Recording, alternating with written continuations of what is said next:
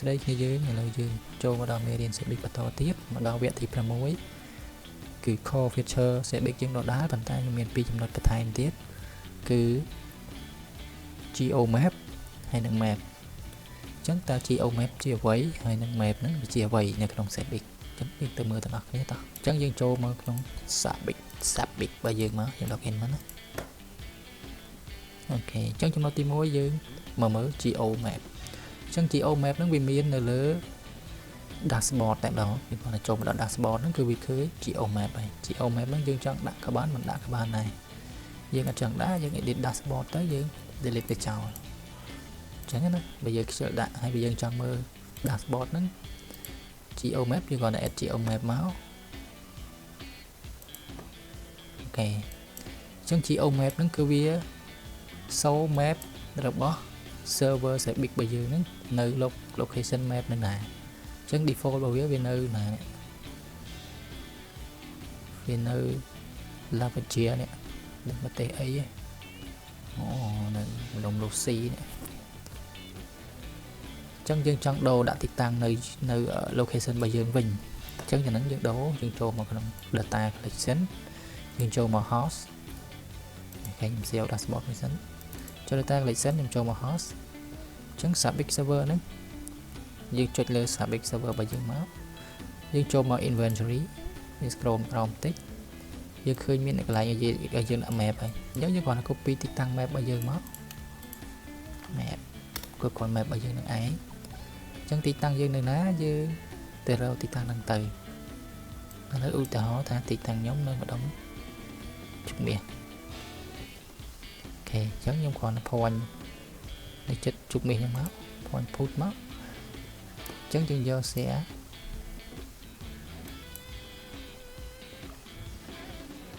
អូខេតោះសំដងទៀត point ទីតាំងផ្សេងកុំឲ្យជាន់ដោយទីតាំងគេអូខេយើង point ទីតាំងយើងចាក់ដៃទៅហើយយើង copy នេះមកនេះ copy coordinate ហ្នឹងមកយើងយកមកដាក់ប៉ុកហើយខាងក្រោយយើងយកមកដាក់ខាងក្រោយប៉ុកហើយយើងជួយ update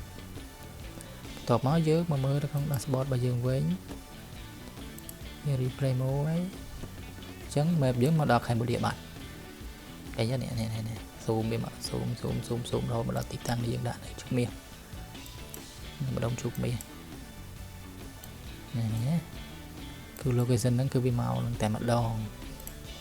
អញ្ចឹងយើងទាធំមកទៅមើល map របស់យើងអញ្ចឹងទីតាំង Sabic របស់យើងគឺនៅហ្នឹងអញ្ចឹងដូច device ដូចគ្នា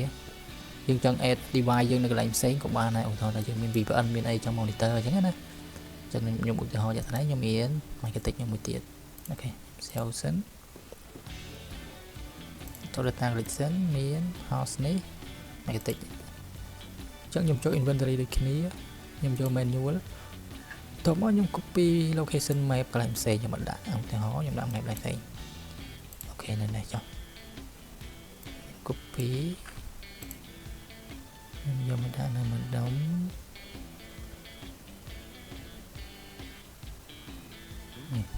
location latitude បានយើងត្រូវខុសយើង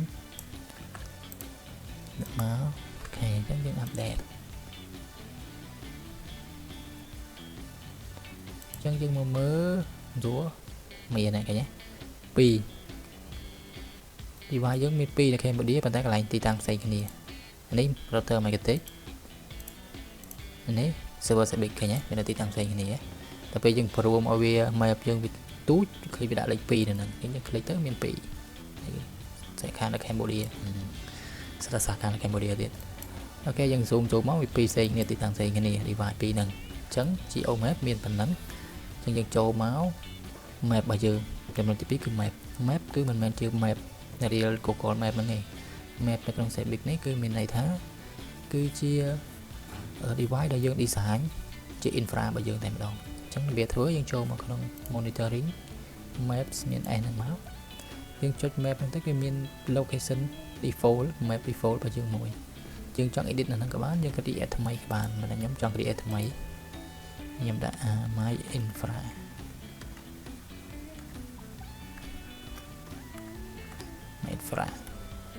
ហើយនេះទំហំ map របស់យើង យើង edit តាមក្រោយបានអត់អីទេចឹងខ្ញុំយកប៉ុណ្្នឹងសិនខ្ញុំ add ខ្ញុំចូល my infra ចឹង map យើងអត់ទាន់បានធ្វើអីគឺទៅទេសស្អាតហ្នឹងតោះយើង edit map របស់យើងមកចឹងវាសបែបហ្នឹងចឹងយើងគ្រាន់តែ add device ចូលមកនេះខ្ញុំតំណាងឲ្យ internet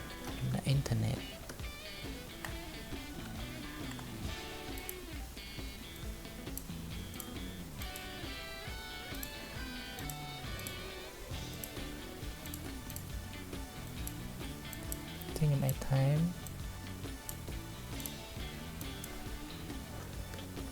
router protect router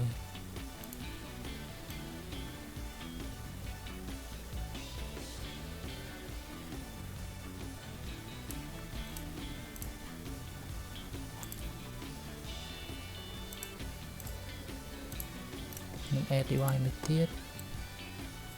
នេះខ្ញុំដាក់ switch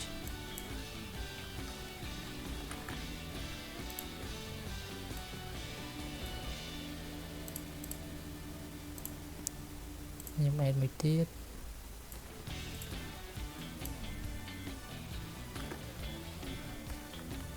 computer តែគ្នាយើងអាច design យ៉ាងម៉េចក៏បានដែរតែគ្នាយើងគិតថាស្អាត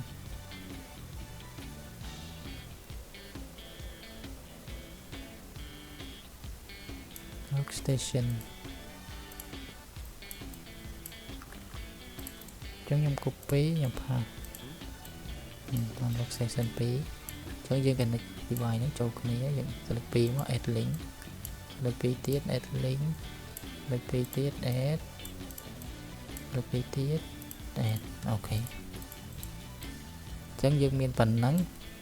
ចឹង router នេះបើសិនតែយើងយកប៉ុណ្ណឹងគឺយើងអត់ទាន់បាន